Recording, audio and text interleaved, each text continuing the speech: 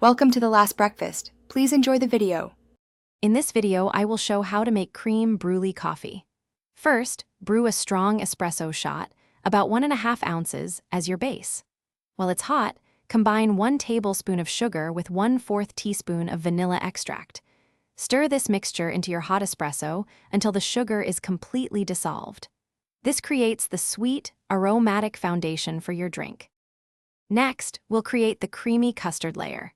Gently warm 1/2 cup of milk with 1 tablespoon of heavy cream in a small saucepan. Whisk in 1 teaspoon of brown sugar and a tiny pinch of salt until everything is fully dissolved.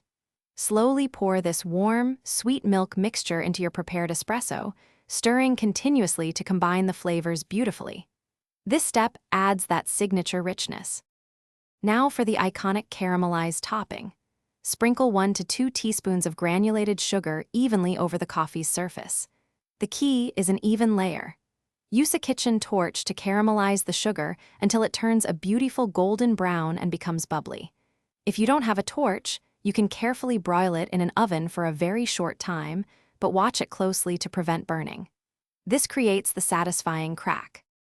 Finally, let the caramelized sugar cool and harden for about 1 minute. This ensures that satisfying crack when you break through it. You can garnish your Creme Brulee coffee with a dollop of whipped cream or a sprinkle of cinnamon for an extra touch. Enjoy your delicious homemade creation immediately. Also, don't forget to check the description below for a link to the new Kindle Paperwhite and other great deals we've found for you. Thanks for watching. If this was helpful, leave a like and consider subscribing. See you next time.